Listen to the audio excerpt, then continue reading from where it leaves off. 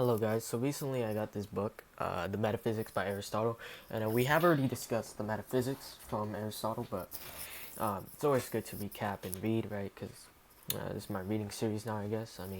I'll read and then I'll provide notes for you guys, trust me. So, today I'm going to be reading book Alpha, or book 1.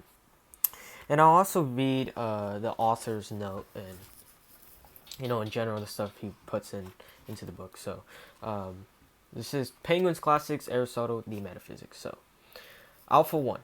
The book opens by broaching a topic which is to be of recurring concern throughout the work. What is the nature of philosophy? We can make some progress with this question. Aristotle assumes if we can determine what it is that is the proper object of philosophical interest, this, in a way, is easy to do. The philosopher can be said boldly to be someone interested in the acquisition of wisdom. However, this does not, of course, get us much further. We need to know what wisdom is and how, if at all, it can be acquired by our limited human capacities. The first of these two questions is answered in the first chapter and the second throughout the course of the work. Aristotle approaches the question of the nature of wisdom indirectly by drawing a contrast between two fundamentally different forms of cognition, which are between them constitutive of our cognitive handling of the world. On the one hand, we have direct experience of particular objects and events, but on the other we are, in certain circumstances, able to derive general propositions from our experience of particulars which go beyond the content of any thoughts just about particulars. The capacity for the latter form of knowledge is something that Aristotle thinks we owe to the possession of an art or science. And this distinction is also crucial for illustrating the nature of wisdom, which turns out to be a special sort of science. It is a peculiarity of the distinction that whereas experience may often be more helpful in practice than art or science, it is the latter two which are always accorded the greater prestige. This is because it is felt a general assumption that with which Aristotle by no means disagrees, that knowledge of universals is somehow higher or more valuable than that of particular things. And the kind of universal knowledge that is most valuable of all is that connected with the fundamental causes and principles of all things. Since it is agreed that wisdom is the highest science, it must be such things that constitute its domain. Philosophy is thus the search for the most fundamental causes and principles of the most general aspects of the world. As already suggested, this exercise will be of little practical value, and it will be impossible to determine whether the philosopher has succeeded in his search by seeing whether he is thereby better at any practical, productive, or technical task. He will, if he has been successful, rather have achieved a state of intrinsic value. Philosophy is supremely useless and supremely elevating. One mark that can be held to indicate real progress in philosophy or in any abstract study is, however, the ability to teach what one has learned. Aristotle clearly considers that a philosopher who did not teach would be a contradiction in terms. Certainly, there have not been sufficient major philosophers who have refrained from disseminating their views to give the lie to this claim. Alright, book is beginning now. This is the end of the author's note, so now we're getting to the Metaphysics by Aristotle. So let's start. By nature, all men long to know. An indication is their delight in the senses, for these, quite apart from their utility, are intrinsically delightful, and that through the eyes more than the others, for it is not only with a view to action, but also when we have no intention to do anything that we choose, so to speak, sight rather than all the others. And and the reason for this is that sight is the sense that especially produces cognition in us and reveals many distinguishing features of things. Now, the animals in general are by nature possessed of senses, but of them some do not also have memory, though others do. And so the latter are more intelligent and capable of learning than those that are not capable of remembering. Whereas those that are not able to hear sounds are intelligent without being able to learn. An example is the bee and any other such kind of animal that there may be. Learning is reserved for those that, in addition to memory, also have the sense of hearing. For other animals live by their imaginings and recollections with only a small share of experience. whereas mankind lives also by his skill and calculations, but it is from memory that men derive their experience. For many recollections of the same thing perform the function of a single experience. Indeed, it is thought that experience is more or less similar to knowledge and skill, and that men acquire knowledge and skill through experience. As Polis so rightly says, experience produces skill, inexperience chance. Now, the circumstances in which a skill arises are that from the many cases of thinking in experience, a single general assumption is formed in connection with similar things. For instance, to have the assumption that when Callias is ill with such and such a disease, such and such a medicine is appropriate, and similarly for Socrates and for many others, individually is a matter of experience. But the knowledge that for all such people defined by species, when ill with such and such a disease, such and such a medicine is beneficial, belongs to skill. However, in regard to practice, experience is not thought to be different at all from skill. In fact, we rather observe those with experience being practically successful than those who, without experience, have a theoretical understanding. This is because experience is the knowledge of particulars and skill that of universals. And practical actions, like all occurrences, are concerned with particulars, for it is not a man that the practicing doctor cures, except accidentally, but rather Callias or Socrates or some other of those thus named, to whom being a man is accidental. If, then, one were to have a theoretical account without experience, knowing the universal but being ignorant of the immediate particular, he will often err in his treatment, for it is the particular that must be treated. And yet we think that knowledge and expertise belongs rather to skill than to experience, and we assume that the skilled are wiser than the experienced, and that it is more in connection with knowledge that wisdom is associated with anything. And the reason for this is that the skilled know the cause, whereas the experienced do not. For the experienced know the that, but not the because, quote unquote because, whereas the skilled have a grasp of the quote unquote because, the cause. That is why in each field designers are thought more prestigious and to have more knowledge than craftsmen, and to be wiser, in that they know the causes for what is being done. The assumption is that it is not being practical that makes them wiser, but the possession of an account and their grasp of the causes. And in general, the ability to teach is a distinguishing mark between the knowledgeable and the ignorant man, and that is why we think that skill is rather a form of knowledge than experience. For the skilled can, whereas the merely experienced cannot, teach. Furthermore, we do not think that any of the senses is wisdom. Even those that are the most important forms of cognition at the level of particulars, they do not. Though, give the reason for anything, example is as why fire is hot, but merely indicate that it is hot. And so it would not be surprising if the first man to discover some skill or other beyond the common senses was admired by other men, not only because of the utility of some of what he discovered, but as being wise and above the herd. For when several skills had been discovered, some having to do with necessity and some with indulgence, it is reasonable that the practitioners of the latter were always more admired than those of the former because of the uselessness of their knowledge. Hence, indeed, it was that when all such arts had been discovered, those arts were discovered which had to do neither with pleasure nor with necessities. And this happened first in those places where men had leisure. That is why it was in Egypt that the mathematical sciences were first developed, for their leisure was available to the priestly caste. And so, as we said above, the man of experience is thought to be wiser than the man who has just any perception of a subject. The craftsman, wiser than the man of experience, the designer, wiser than the artisan, and the theoretical sciences, wiser than the productive ones. It is clear, then, that wisdom is knowledge having to do with certain principles and causes. Author's note. Aristotle has indicated that wisdom, the highest science, which is the object of philosophy, is a science of causes and principles. In the second chapter, he spells out that the causes and principles studied by philosophy are the most fundamental and valuable. He feels that this characterization of wisdom is supported by the received opinion. always an important consideration for Aristotle, which assigns to the wise man knowledge of universal and inaccessible truths, knowledge of superior exactitude, and the ability to teach others, by dint of having a grasp of the supreme and supremely useless principles of the world. The study of philosophy holds out the promise of making sense of the world in a more profound way than through any other science.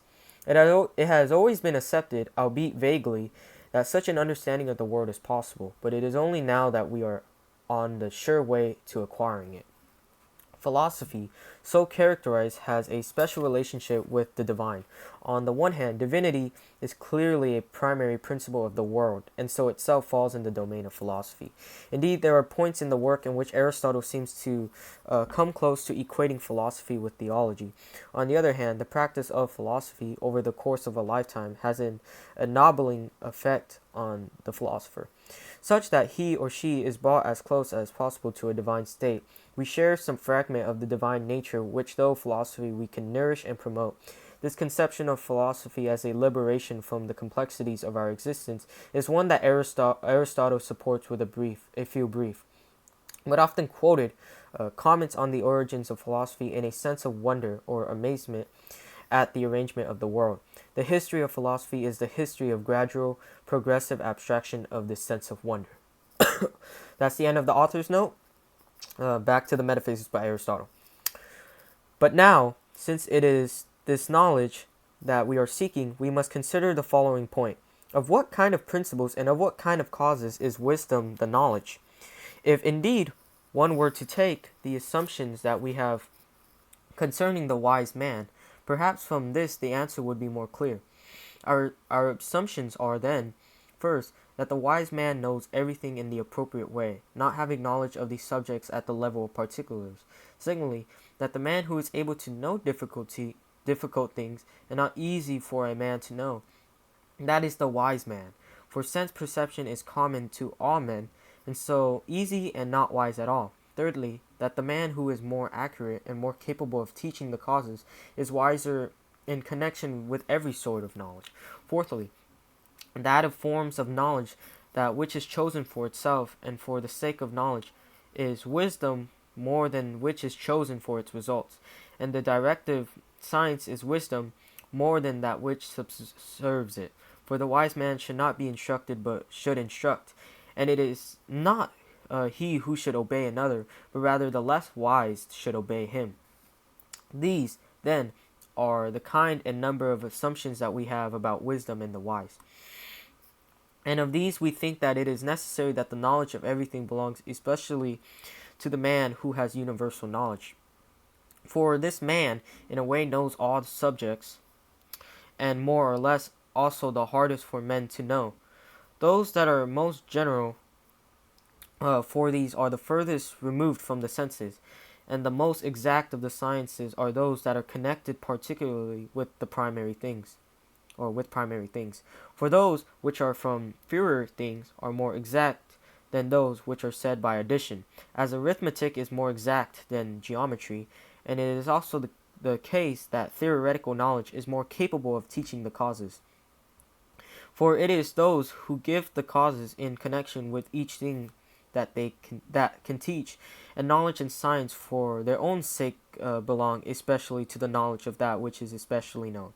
For the man who chooses to know for its own sake will especially choose the most extreme form of knowledge, and this is the knowledge of the most known thing. And the things that are most known are the primary things and the causes. For it is through them and from them that the other things are known, and not the latter through the underlying things. And the most fundamental of the sciences, more fundamental than that which subserves it, is that which discerns for what end each thing must be done. And this is the good for each thing, and in general the best in all natures. From everything that has been said, then the name that we are seeking falls to the same science. For the science must be theoretical of the primary principle and causes, and indeed the good and for the sake of what are one of the causes. But it is clear that this science is not productive also from the early history of philosophy. For it was because of wonder that men Both now and originally began to philosophize. To begin with, they wondered at those puzzles that were to hand, such as about the affections of the moon and the events connected with the sun and the stars about the origins of the universe. And the man who is puzzled and amazed is thought to be ignorant. Hence, the lover of stories is, in a way, a lover of wisdom, since a story is composed of wonders. And so, if men indeed began to philosophize, to escape ignorance, it is clear that they pursued science for the sake of knowledge, and not for any utility, and events bear this out. For when more or less all the necessary sciences existed, and also those connected with leisure and lifestyle, this kind of understanding began to be sought after. So it is clear that we seek it for no other use, but rather, as we say, as a free man is for himself, and not for another, so is this science the only one of the sciences that is free, for it alone exists for its own sake. And for this reason, it is with justice that its acquisition would not be thought to be human. For in many ways, the nature of men is enslaved. Thus, according to Simonides, only, quote unquote, only a god might have this boon.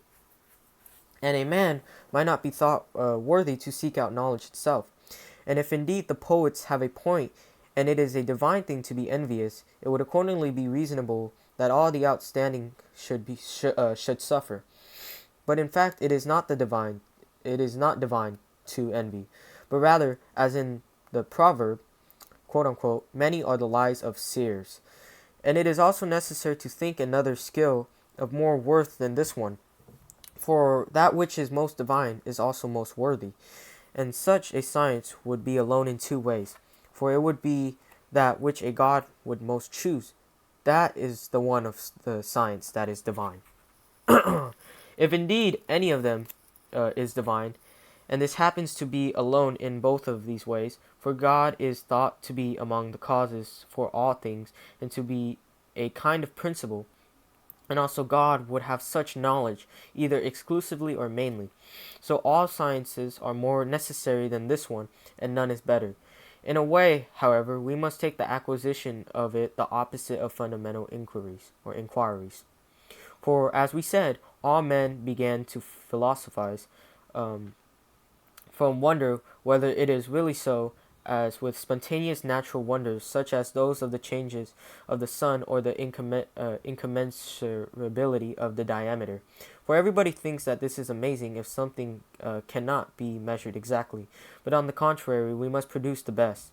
According to the proverb, just as with these subjects when there has been learning, for a geometer would be surprised by nothing, so much as if the diameter were measurable, we have, then, said what the nature is of the science that we are seeking, and what the end is at which the search should aim, and the whole method.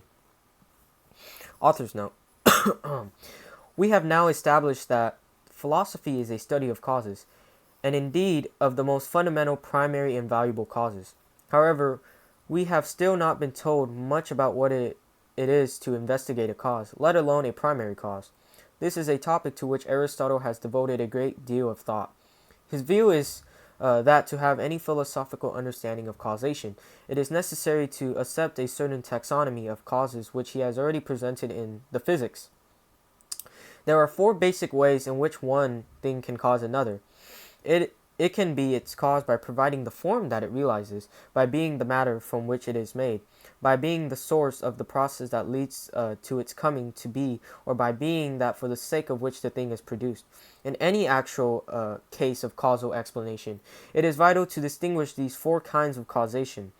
Modern philosophers have often been puzzled at the willingness of Aristotle to talk of four kinds of cause, and it may be simpler to regard Aristotle as attempting to isolate four fundamentally different ways in which things can be explained. In any case, he certainly thinks that all explanation, including philosophical explanation, must conform with his scheme. And very characteristically, he proceeds to show that earlier philosophical practice did in fact observe the distinction of kinds of explanation and acknowledge the need for them all. Although incoherently, the claim is supported by a historical sketch of earlier metaphysical thinking. Philosophers began, naturally enough, by looking for the material cause of the world, with various elements or combinations of elements being the preferred candidates. It became apparent, however, that no understanding of material constitution of the world could account for the prescience in it of movement and change. And so philosophers began to seek for a causal explanation in terms of the source or sources of processes in the world. This produced problems, not least the crisis precipitated by the Eleatic rejection of change as a whole. But in any case, even the finding of the motive cause of the world would not have been felt to be adequate. An explanation was also needed of the intrinsic value of the world. It was Anaxagoras, who pioneered the way to such an explanation by suggesting that the arrangement of the world must be the product of a supreme mind. In Aristotle's terms, this is to say that there must be some feature of the world for which it exists. It is a hallmark of Aristotle's philosophical outlook that he sees his work as a continuous with that of his predecessors. Indeed, he sometimes seems to conceive his project as that of effecting a kind of grand synthesis of the diverse strands of earlier scientific and metaphysical speculation. It is for this reason that all the major treatises provide a survey in at least some depth of the previous debate, as this chapter shows.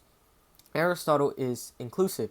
Even the poets are reviewed, and on the subjects on which the ordinary man has an opinion, his view is also presented, the doxographical, quote-unquote, doxographical survey in the Metaphysics.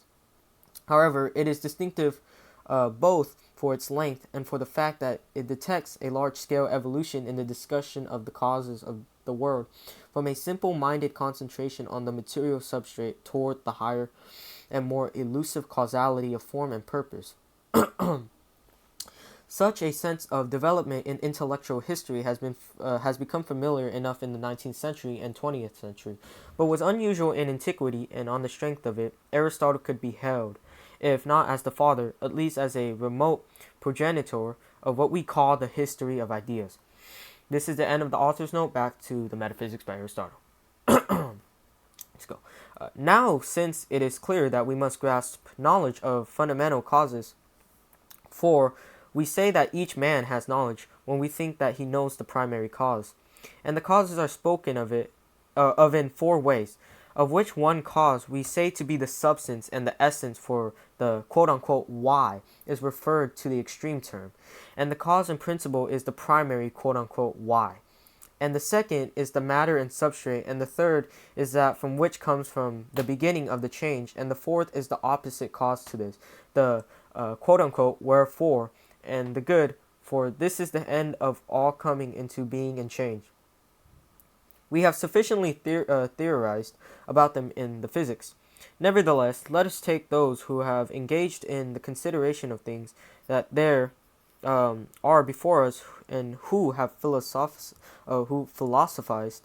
concerning truth, for it is clear that they too mentioned certain principles and causes, and as we go through them, there will be some advantages for our present method.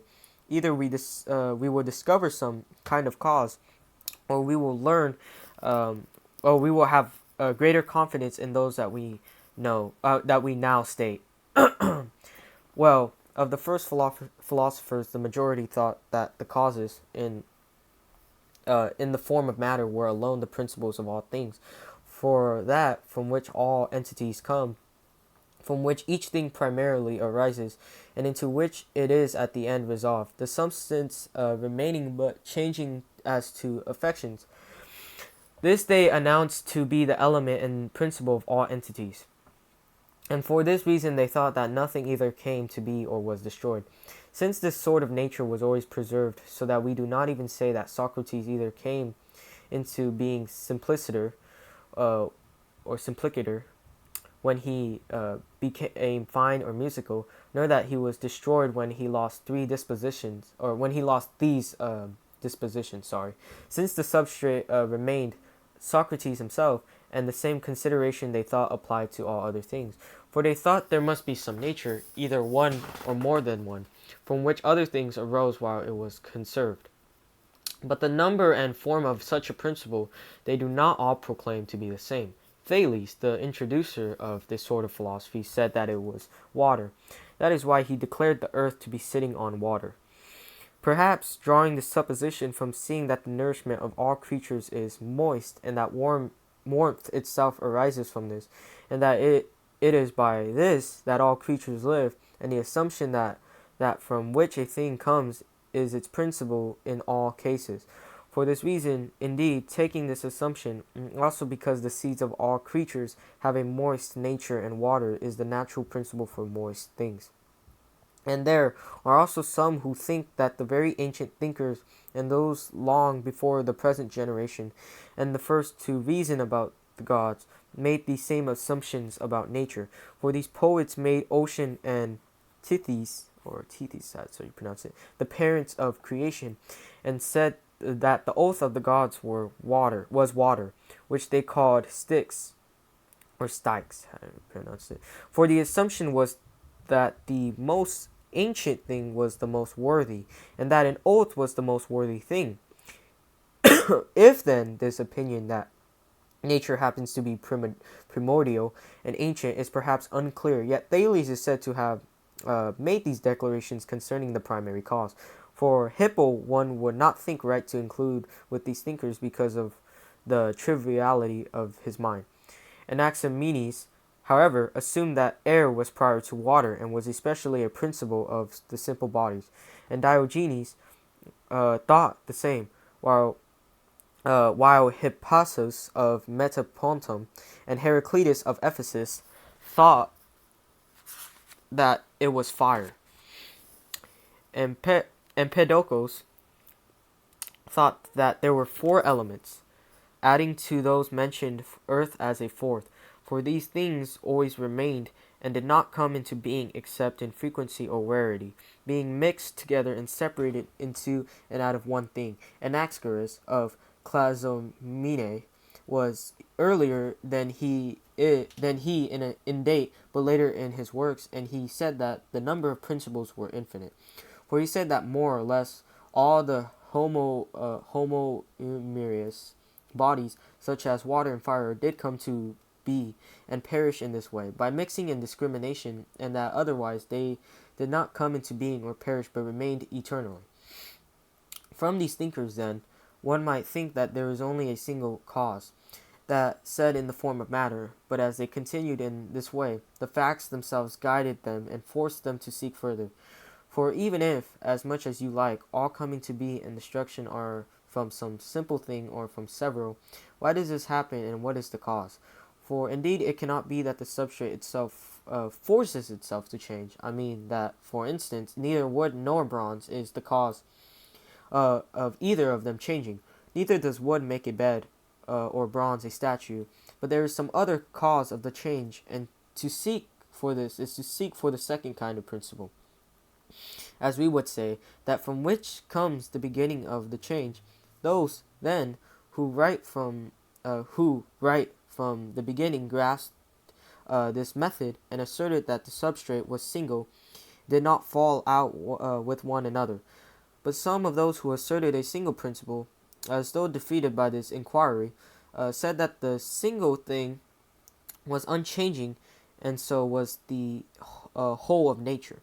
Not only in regard to generation and destruction, for this was ancient and agreed by everybody, but also in regard to every other kind of change. And this is peculiar to them. So of those who asserted that the universe was one managed to see such a cause, except perhaps Parmenides, and he did so only insofar as he supposed that there was not only one, but in a way also two causes. Those, however, who said that there were many principles had greater ease in stating it, such as those who said that there was hot and cold, or fire and earth, for they used fire as having a kinetic nature, the opposite of earth and water have, and such like things. After these thinkers and principles like these, as they were not sufficient to generate the nature of entities. Once again, by the truth itself, as we have said, they were obliged to seek out the next principle, For of the fact that some entities have and some entities are the good and noble, perhaps neither fire nor earth nor any of such things is either likely to be, is likely to be the cause, nor did they think that it was. Nor indeed would it be good to hand so great a responsibility over to chance and the automatic. Now one of them said that the mind was present in the universe, as in the animals, and that this was the cause of order in nature and the whole arrangement, making the earlier thinkers look absurd. We clearly know then that Anaxagoras embraced this account, but that it was Hermotimus of Clazomene who earlier gave it as a cause. Those, then, who made this supposition said that the cause of nobility was a principle of entities, and also a cause of the kind from which change comes to entities. Author note. Aristotle continues his critical survey of the history of philosophy before Plato, in which philosophers felt obscurely the need to go beyond the explanation of the world in purely material terms. But they were unable to come up with any very satisfactory accounts of either movement or purpose. Anaxagoras, as already said, and Empedocles came closest to understanding the need for an explanation in terms of purpose, but their explanations were schematic, metaphorical, self-contradictory, or in various other ways unsatisfactory. The approach of atomists was even less complete. They had difficulty in accounting for movement and had nothing at all to say about purpose. Aristotle clearly feels that the value of studying these earlier schools is that one acquires a vivid realization of the poverty of their explanatory assumptions. This will justify the much broader conception of science and philosophy that he will have to offer. That is the end of the author's note. Back to Aristotle's Metaphysics. And one might suppose that Hesiod was the first to seek for such a thing, or anyone else who placed love and desire among the entities as their principle, as also did Parmenides, for he too, in describing the creation of the universe, first says, quote unquote, and he devised love for all the gods, while Hesiod said, quote unquote, foremost of all was chaos, and then next broad-fronted earth, and love who ministers to every god.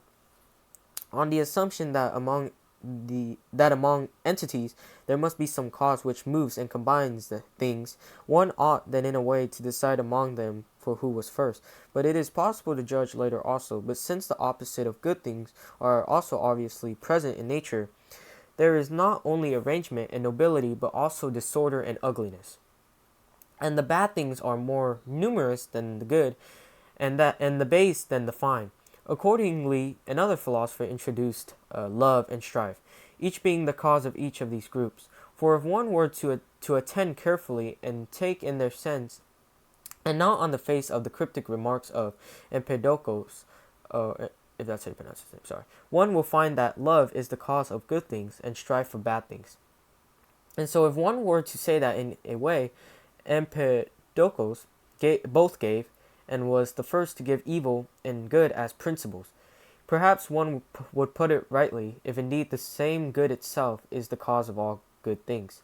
These thinkers, then, were, as we have said, and so far, there being two causes of which we have defined in the physics, they seem to have a glimpse of them, that of matter and that from which the motion comes indistinctly and in no way clearly, but in the way that unarmed soldiers do in battles. For indeed, they in the peregrinations often strike good blows, but they do not do so from knowledge, and no more do these thinkers seem to have known what they were saying, for they seem to have made more or less no use of these principles except to a small extent. For Anaxagoras uses the mind as a device for the making of the cosmos. And when he puzzles for what reason it is of necessity, then he drags in mind. But in other matters, he ascribes cause to anything else rather than to mind. And Empedocles makes even more use than he of the causes, but still insufficiently, nor does he find in these what is agreed. For often, indeed, for him, love divides and strife combines. For when the universe is reduced by strife to its elements, fire and each of the other elements is reduced to a single thing. But whenever, again, through love they are brought to a single thing, it is necessary that the parts of each thing are again dissolved. Empedocles, then, among earlier thinkers, was the first to distinguish and introduce this cause, not making the principle of change single, but different and opposite. And he was also the first to make the elements said in the form of matter four. He did not indeed treat them as four, but as being two only, fire in itself, and the opposites as a single, nature, earth, air, and water. One can understand this by considering his words.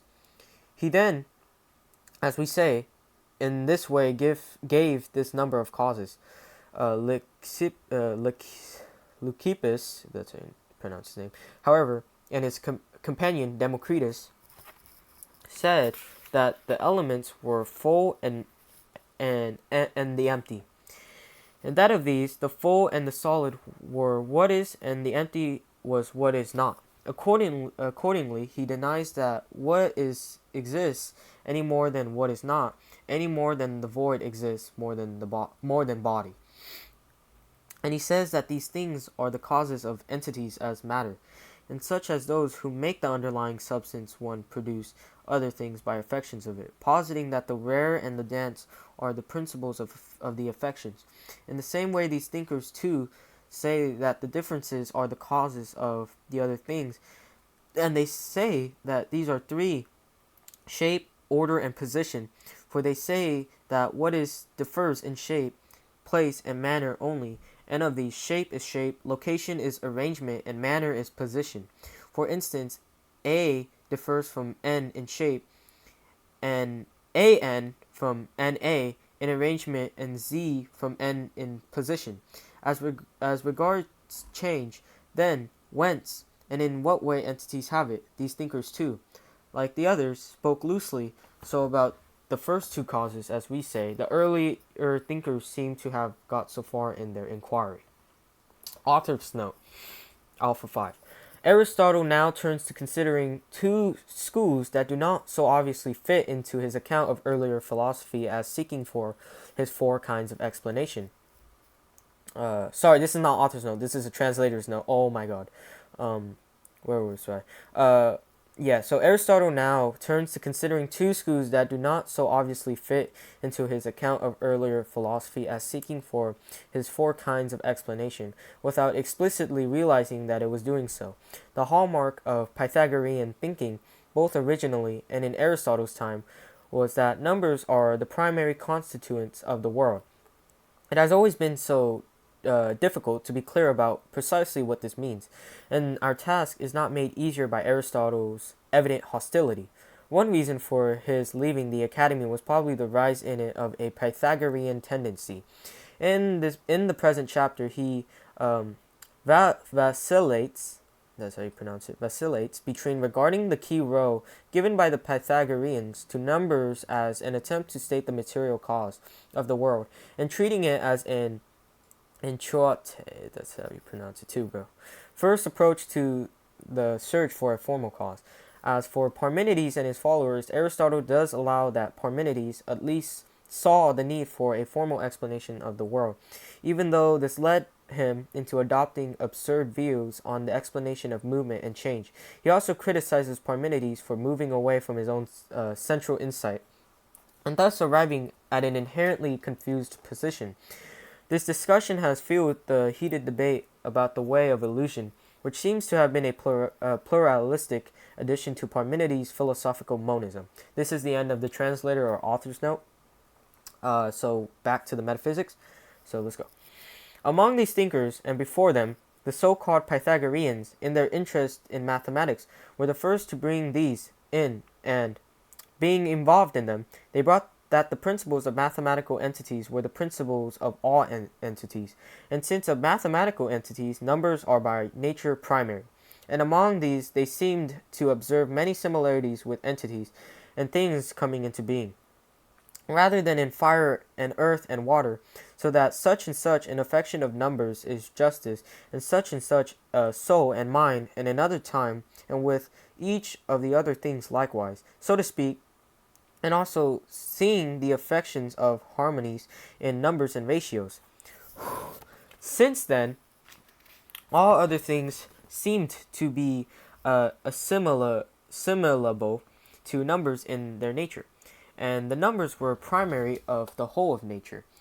They assumed that the elements of the numbers were the elements of things as a whole, and they thought that the whole heaven was a harmony and a number, and all features of numbers and harmonies that were in common with the affections and parts of the heaven, and the whole cosmic order.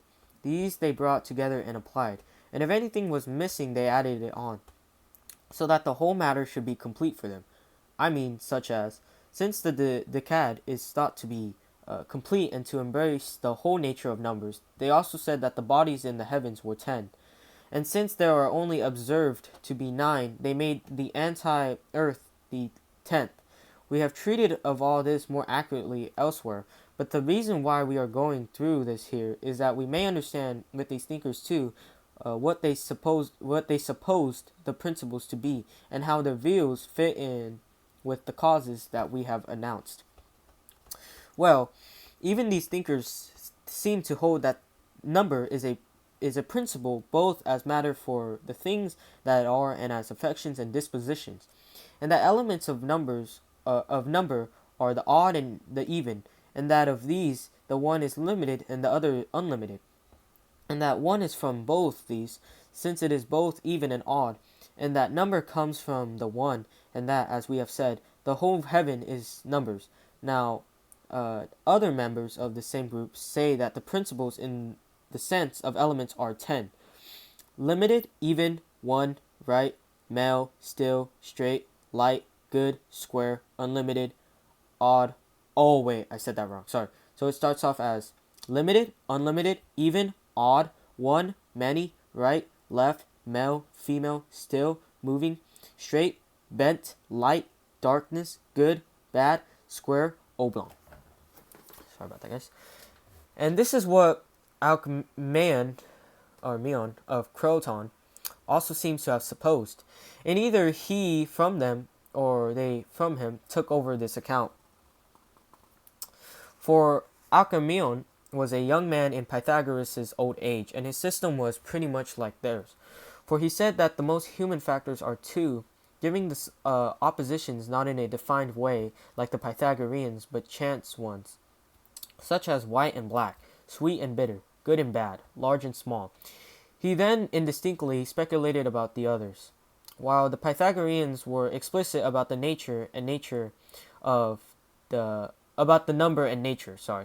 oppositions from both these two groups. Then we can understand this much, that the opposites are principles of entities, but the number and nature of them differs from the two groups. However, then can we bring this into connection with the causes that we have mentioned.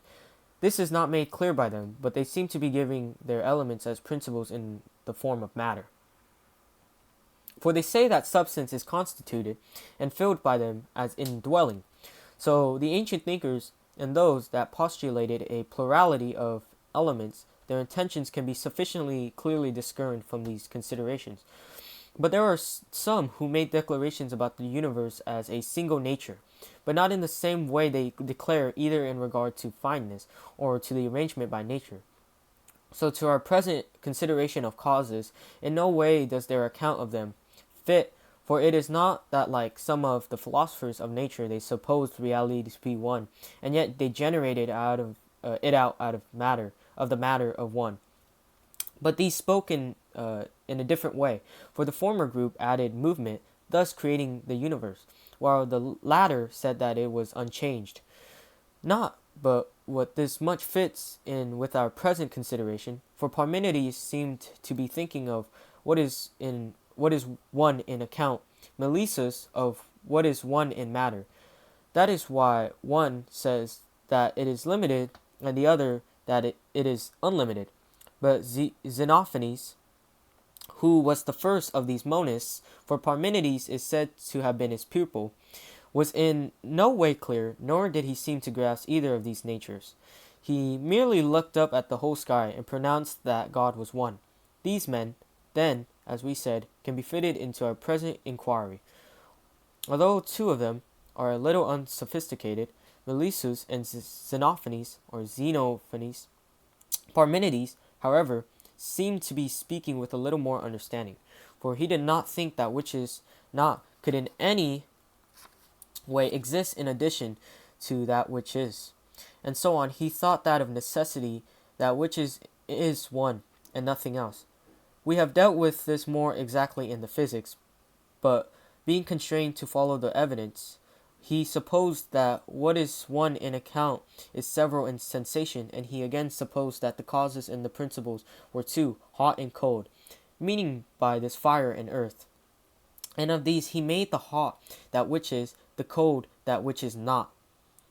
From what has been said then, and from the consideration of the sages that have been assembled here, we have gathered this much. The first thinkers assumed that the principle was bodily, for water and fire and such things are bodies, and they divided into those what thought there was a single body and those that thought there were several. But both groups treated them as causes in the form of matter, whereas some later thinkers thought that there was this cause, and in addition to this, the source of movement. And this was thought by some to be one, and by others to be two. Up then to the Italian school, and apart from them, the others spoke rather unclearly about these things, except insofar as they used two causes. As we have said, and of these some made the second single and some double, that from which comes movement, but the Pythagoreans said that there were two principles in the same way, and they added only what is special to them, that the limited and the unlimited they did not think to be some other natures, such as fire and earth, and some other such, but the unlimited itself and the one itself they thought to be substance for their categories. And that is why they thought that number is the substance of all things on these subjects. Then they made declarations in these ways, and about what is they began to speak and make definitions. But they operated rather too straightforwardly, for they made superficial definitions, and whatever had the mentioned definition. This they thought to be the substance of the thing, just as if someone were to think that the double and the dyad were the same because the double belongs primarily to dyads. But perhaps it is not the same thing to be a double and to be a dyad. But if not, the one will be many, as they also found out. These then are the conclusions that we can find in the earlier thinkers.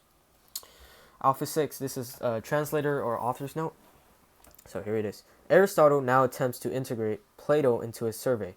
Very much from his own perspective of earlier thought, he gives an account of the origin of Plato's thought from the fusion of rejection of the sensible world in the spirit of Heraclitus, and confidence in the method of definition championed by Socrates to achieve certain objects of knowledge.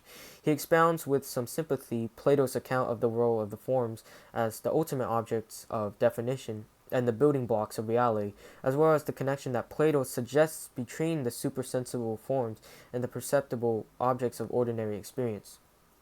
These aspects of the theory of forms are familiar from the surviving writings of Plato, especially the Republic. But Aristotle also discusses ideas which are not explicitly presented in any of the dialogues. These concern the great small, and the one which the doctrine of the Academy seems to have held to underlie even the forms in some mysterious way. Aristotle feels entitled to conclude that Plato not only initiated the serious pursuit of formal explanation, but also had an unusual account to give of material causation through the strange concept of the great small. It is very hard to assess the amount here given of Plato's secret doctrines, but Aristotle does bring out very effectively how Plato's theory of forms set a requirement on philosophical explanation of the world which had to be integrated into a proper understanding of philosophy and science. This assumption is fundamental to his own system. This is the end of the author's or translator's note. Back to the Metaphysics. After the philosophies that we have mentioned, the system of Plato appeared, following these in many respects, but having features of its own part from the Italian philosophy. For as a young man, Plato was originally an associate of Cratylus and Heraclitean opinions, to the effect that all perceptible things were in a permanent state of flux, and that there was no knowledge of them. And these things he also later on maintained. But when Socrates started to think about ethics, and not at all about the whole of nature, but in ethics seeking universals, and first seeing the importance of definitions by accepting him as such, and as such he thought that this could apply also to other things and not to the objects of perception. For a general definition was impossible of any of the sensible things, which were constantly changing. He then called such entities forms, and he said that all sensible things were spoken of in accordance with them. For the homonyms existed by participation in the forms, and participation he took over with a mere change of name. For the Pythagoreans had said that entities existed by imitation of the numbers, whereas Plato said that it was by participation, changing the name. However, they left it to common inquiry to determine what might be the imitation or participation of the forms. Again, in addition to sensible objects and forms, they said that mathematical objects existed between them, differing from the sensibles in that they were eternal and unchanging, and from the forms in that there were many similar ones, but only one form of any kind. And since the forms are causes for other things, he thought that their elements were the elements of all entities. For he thought that the large and the small were elements as matter, and that the one was so as substance. For the forms came from these by participation in the one, and the one was substance, and the one should not be considered another thing. And he held a similar position to the Pythagoreans, also as to the view that the numbers are the causes of substance for other things, and also in regard to making the dyad replace the single unlimited, and the unlimited come from large and small. This is special to him. And he also supposed numbers in addition to those that are perceived, whereas they said that numbers are things themselves, and they did not posit mathematicals between them. So the introduction of one and the numbers in addition to things, and not in the same way as the Pythagoreans, and also the introduction of the forms came about for logical reasons. For the previous thinkers had not engaged in dialectic, and the making of the dyad a different nature from the numbers to their being outside the primary beings, he was able to achieve without great difficulty. And yet it turns out differently, for it is not reasonable that it should be so. For the Pythagoreans make many things out of matter, whereas the form only generates on one occasion, and it seems that one table coming from one matter, but the man who brings in the forms being himself single makes several things. And the male is in the same position in regard to the female, for the one is filled by many vessels, whereas the male fills many things, and yet these things are imitations of those principles.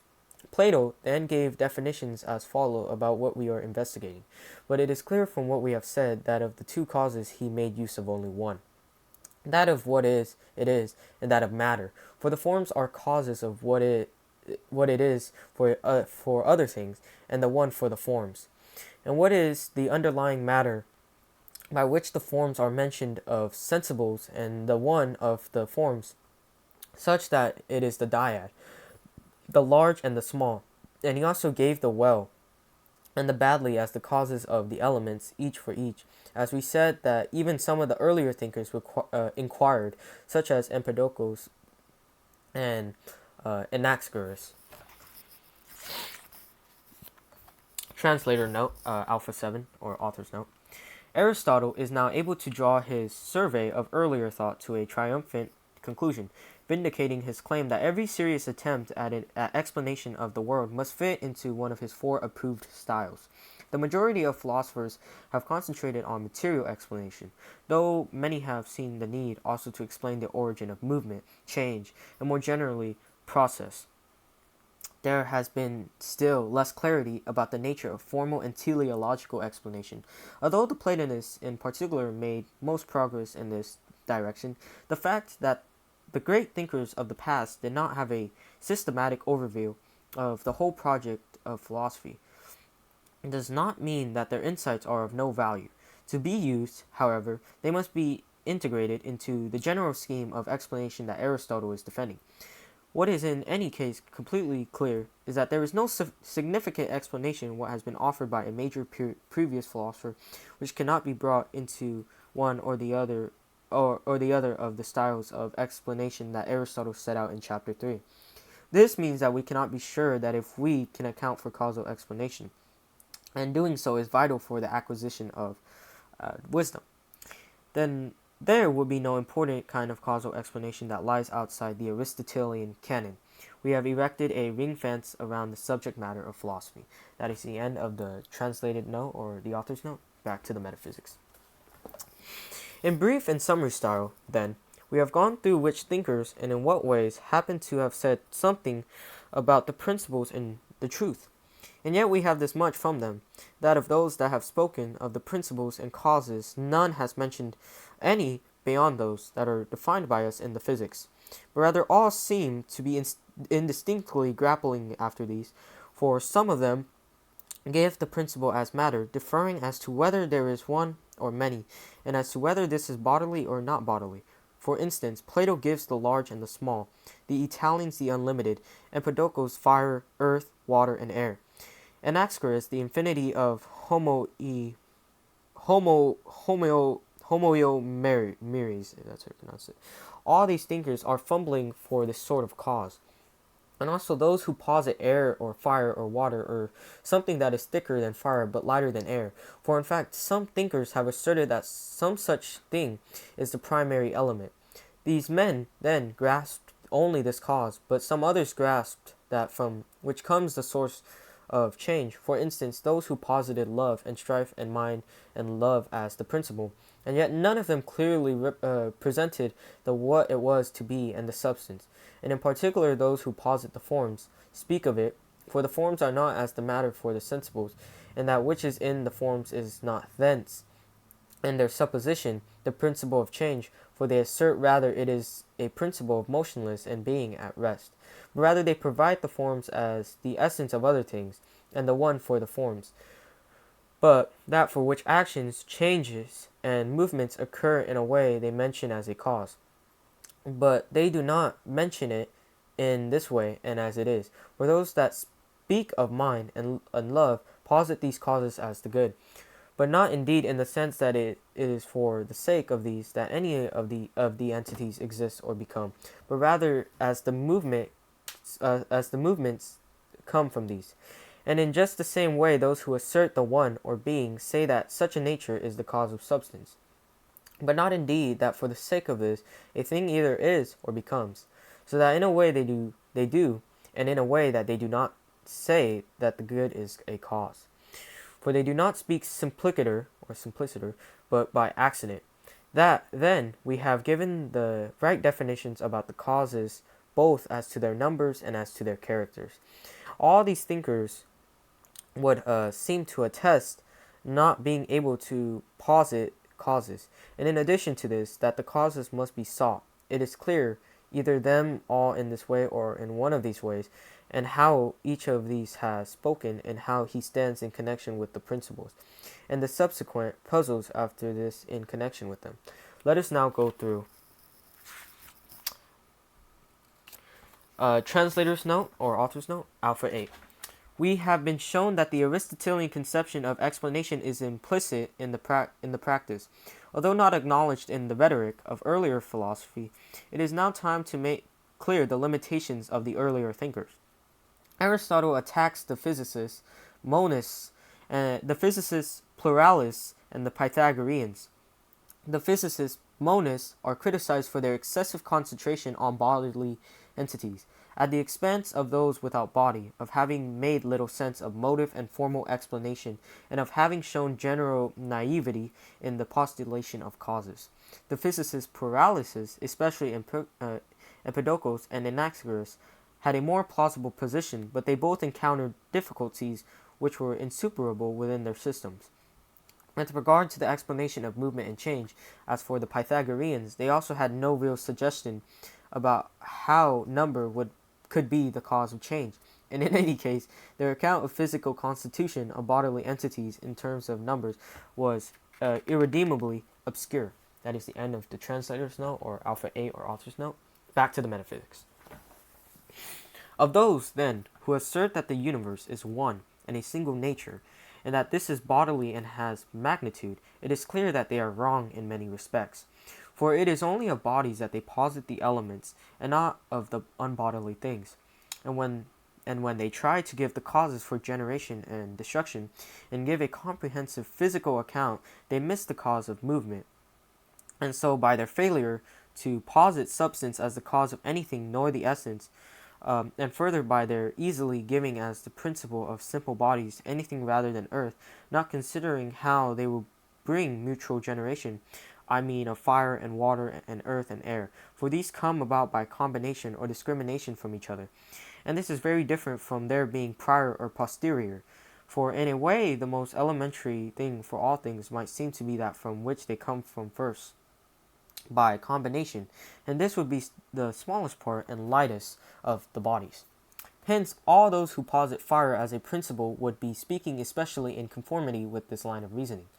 And each of the others also agree such a thing to be an element of bodies, though none of the monists think that earth is an element, obviously through its large partedness.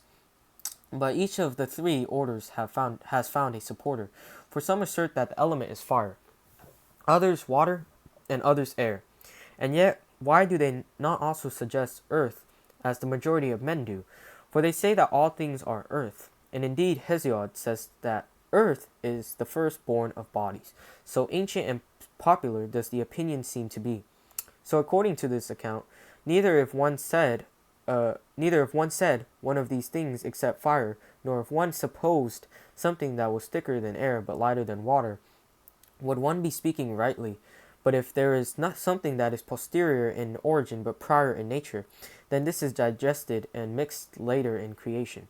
And this would be the opposite of these things, water being prior to air and earth to water. About those, then, who have suggested some single cause of the type that we have described, let so much be said. And the same would apply even to those who posit a plurality of such causes. As Empedocles says that the four bodies are matter, for he must encounter both the same and other special problems. For we see these bodies arising out of each other, so that fire and earth cannot always remain as the same bodies. We have talked about this in the physics, and about the causes and about the cause of things moving. Whether we should posit one or two, we should not think in general that they have spoken either correctly or well. And in general, those who think like this will have to abandon alteration, for there will not be a change from the hot to the cold, or from the cold to the hot.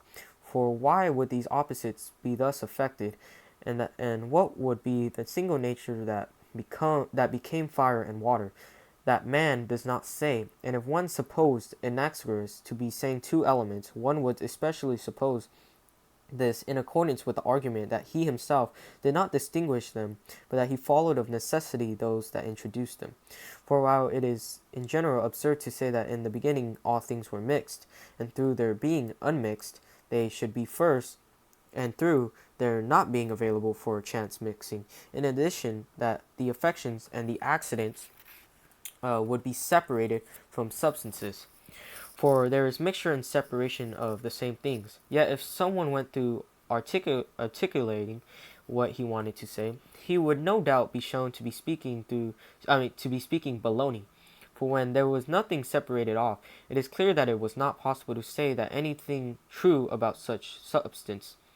By which I mean that one could not say that it was white or black, or light or dark, or any color. But it was of necessity colorless, for it would have some one of these colors. And in the same way, by this argument, it would be weightless, nor would it have any other of the similarities, for it would not be possible for it to have a quality or a quantity or an essence. For one of the partial forms would belong to it, and this is impossible when all things are mixed, for it would already be discerned. But he says that all things were mixed except mind, and that this alone was unmixed and pure. From this, he has to say that the principles are the one, for this is simple and unmixed, and the other, as we suppose, that the indefinite is before it is defined and has some form. So that he is speaking neither well nor clearly, but he intends something similar to those who speak later, and those who are rather now appearing. But these two, in their remarks on generation and destruction, only happen to be right. For it is only about such substance that they seek the principles and causes. But those who conduct their investigation into all the entities and assume that some entities are sensible and some are insensible, it is clear that about both kinds they make their investigation. So one would spend more time asking them what they say well and what not well about the inquiry that now lies before us. Well, the so-called Pythagoreans use pretty strange principles and elements for the study of nature, and the reason is that they have not taken them from sensible things, for the mathematical are entities without change except for those connected with astronomy, and yet they discuss and work about nature as a whole, for they produce the heaven and the parts about it, and they distinguish its affections and works, and they bring the principles and causes to the same things. In what they agree with the other students of nature, that this entity is perceptible and is embraced by the so-called heaven. But the causes and principles, as we said, they are sufficient to go through even for the upper entities, and fitting them rather than the discussion of nature. However, in what way there will be change of limit and unlimited, with the odd and the even being the only substrates, they do not at all say, or how it would be possible for there to be generation and destruction or change and modification of the works of the bodies that move around the heaven. And even if one granted that they could make magnitude from these things, or even show this, yet in what way would there be heavy and light among bodies? For on the basis of their premises, they are talking no more about mathematical bodies than about sensible ones.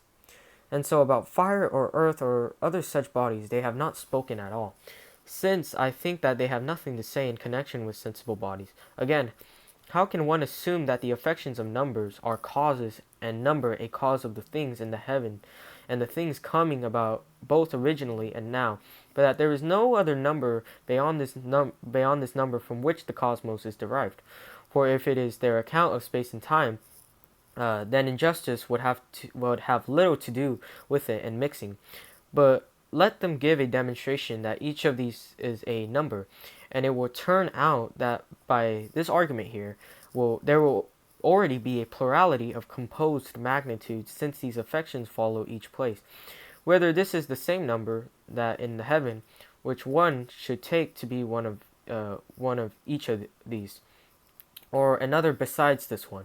For Plato says that there is another, and yet even he thinks that these things too are numbers, and the causes of these things, but that some of them are intellectual, and some of them are sensible. Author's note, or translator's note again, Alpha 9. Having demolished the other most important philosophical traditions of the past, Aristotle is now in a position to train his fire on Plato. And in this extremely important chapter, he voices criticism of the theory of forms, which must have been current in the academy, and which were certainly developed in some of Aristotle's earlier writings. Notably, in the treatise on the forms, Aristotle attacks the theory on an extremely broad front, building on and extending the criticism that Plato makes in the Parmenides. The thrust of the attack can, however, be summarized as follows. The fundamental objection is that the forms explain nothing. They merely provide a shadow world in parallel to the world of sensible entities. No sense can be made of the idea that sensible entities have their being through participation in the non-sensible forms. Even if the forms did have a possible explanatory role, no convincing reasons are offered to persuade us that such separable, detached entities exist. If arguments to this effect could be found, moreover, there would be no reason why they should not support the existence of a form corresponding to every feature of the sensible world. This might mean that the number of forms was indeterminate, but in any case would certainly mean that there were forms corresponding to even the humblest entities, which is clearly against the spirit of the theory. The account of number and the mathematical entities suffers from similar problems. Finally, the forms cannot be invoked to explain our possession of knowledge of universals, since the only mechanism by which they could cause such knowledge, that of recollection, is fraught with difficulties. Whatever the logical status of the many particular arguments in this chapter, there is no doubt it embodies the assumptions which were the point of departure for Aristotle's own metaphysics. His whole system is devoted to obtaining the advantages of formal explanation, which he acknowledges that Plato was the first to grasp, without the absurdities attendant upon the postulation of metaphysically detached entities. That is the end of the translated note and the author's note. Back to the metaphysics. Concerning the Pythagoreans, let the above suffice for now, for it is enough to have said so much about them. But those who suppose the forms were the first in their inquiries, to take the causes for these entities, and to introduce others equal to these in number, just as if one in wanting to count thought that it was impossible to do so, since there were fewer things, but on making more would be able to count. For the forms are more or less equal, and not less than those things concerning which in seeking the causes they went from these things to those. For the particular is a kind of homonym of the other things, of which there is the one over many, both with these things and with eternal things. Again, in the ways in which we have shown that the forms exist, by none of them is this made clear. For some of them, for from some, it is not necessary that the syllogism should arise, and from others of which we have not thought there will be syllogism. For by the arguments from sciences, there will be forms for all the things for which there are sciences, and also by the one over many, and the demonstrations, and by thinking there will be something lacking from what is destroyed, for there is a kind of imagination of these. Again, the most accurate of the arguments, some make the forms of the qualities, of which we do not say that there is a genus in itself, whereas others cite the third man argument. And in general, the arguments about forms remove that which we especially want the forms to be, for it turns out that the dyad is not prior but number, and the relative is prior to the intrinsic, and all things which some, following the theory of forms, have made opposite to the principles. Again, by the supposition by which we say that forms exist, they will be the forms not only of substances, but also of many other things. For indeed the thought is single, not only in connection with substances, but also with the other entities, and the sciences are not only of substances, but also of the other things. And very many other similar results occur, but of necessity also the opinions about them. If the forms are participatory, will necessarily only be the forms of substances, for it is not by accident that they will participate, but it will be necessary for each thing to participate in the way in which it is described not as subject. I mean, for instance, that if something participates in the double, that it also participates in the eternal. But this by accident, for it is an accident of the double to be eternal, so that the forms will be substance. So these things indicate substance also in the other case. Or what will it be to say that what will it be to say that things are beyond this? The one over the many? And if there is the same form for the forms and the participants, then there will be something in common. For what more should there be in the case of perishable dyads?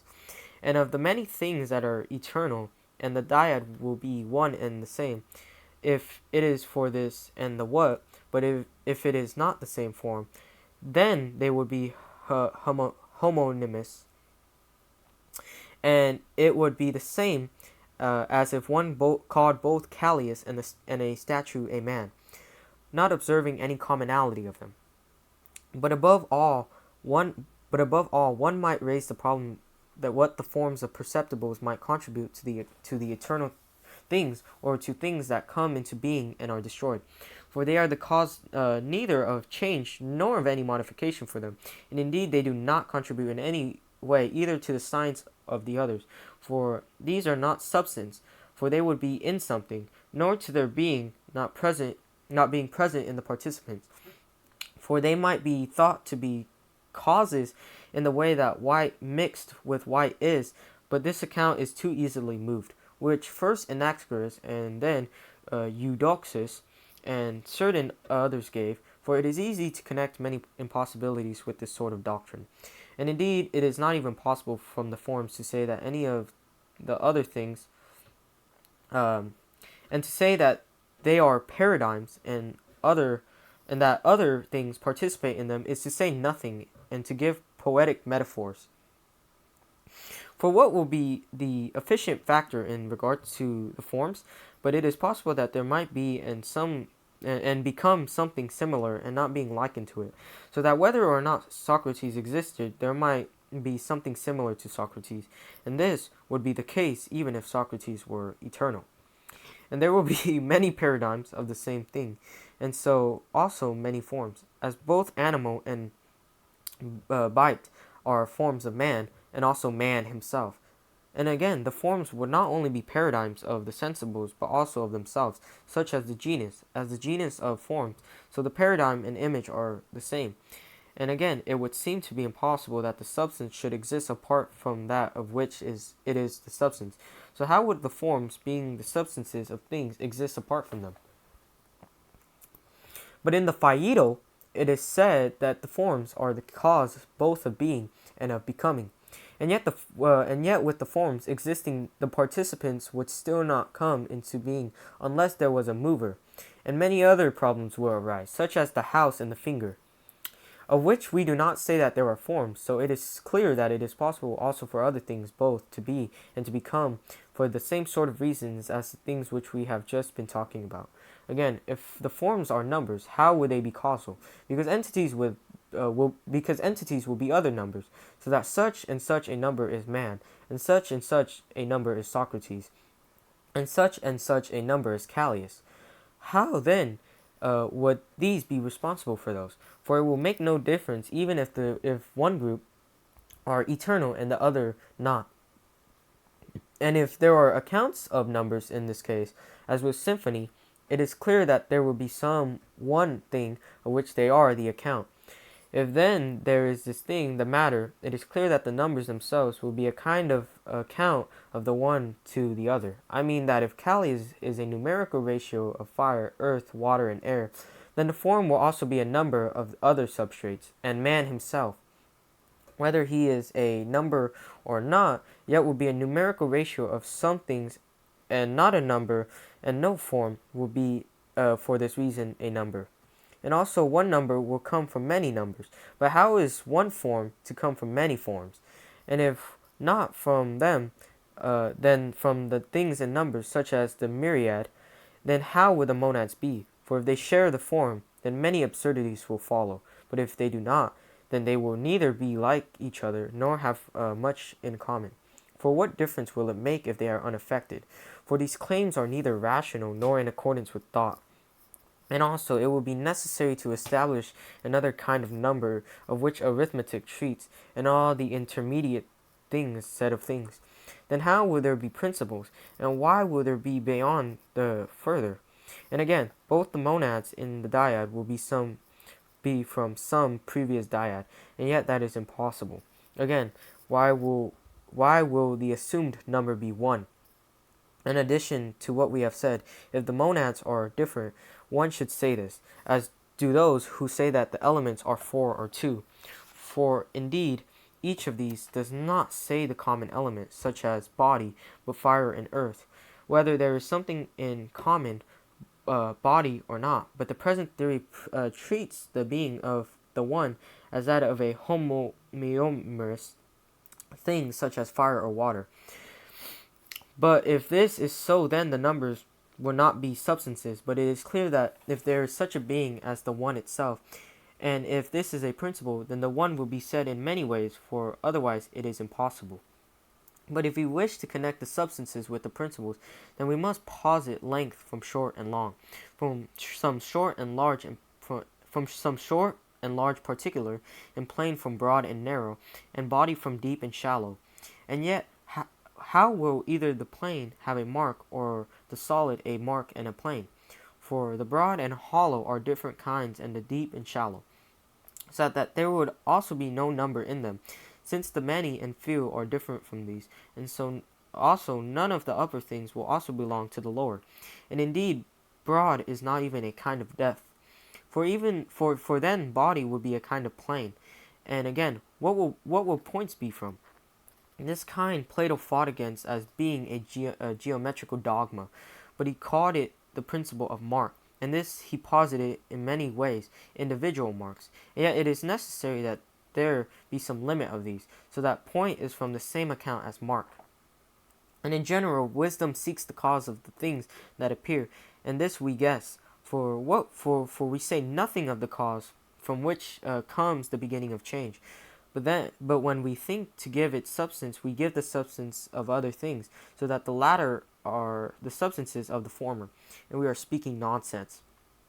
For participation, as we said before, is nothing, nor should we define the substances as we do in the sciences, as all mind and nature do, not for this cause, which we say to be one of the principles, does it touch the forms at all, but philosophy has become mathematics for the present thinkers, asserting that they ought to do it for the sake of something else. Indeed, one might mathematicize the underlying substance as matter, and hold that substances should be more categorized and distinguished and matter from matter, such as the large and the small, in the way in which the students of nature indeed speak of the dry and moist, saying that these are the primary discriminations of the substrate. For these things are a kind of excess and deficiency. But about the movement, if these things are a kind of movement, it is obvious that the forms will do the moving. If not, whence else will it come? For the entire study of nature will be undermined. But what seems to be easier, to accept that all things are one, will not come about. For all things do not become one by addition, but the one itself what if all things were added to it? And not even this, unless it were given the kind of unless it were giving the kind of a universal, and in some cases this is impossible.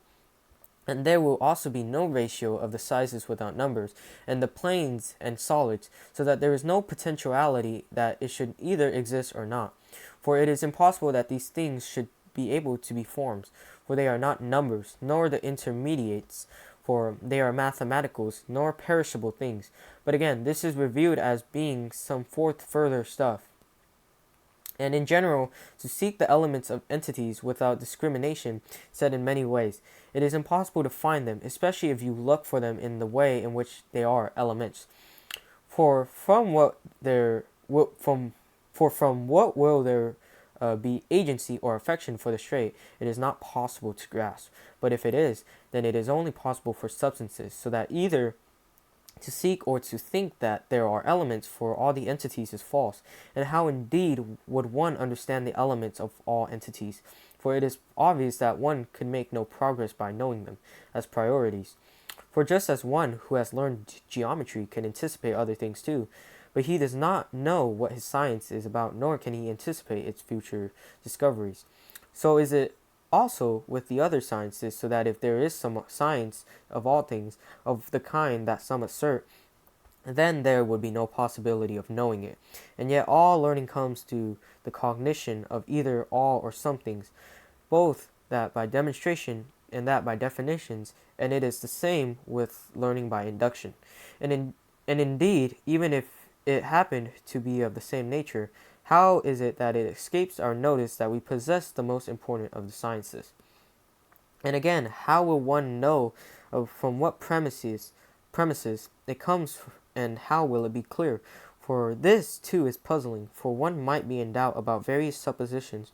For some think that ZA comes from S, D, and A, but others say that it is a different sound, and not one of those that we know. And again, with the things that are perceptible, how will one have cognition of them if one does not have senses? And yet one should have, if the constitutive elements of all things are the same, as diphthongs are from simple vowels. Author's note or translator's note, Alpha 10.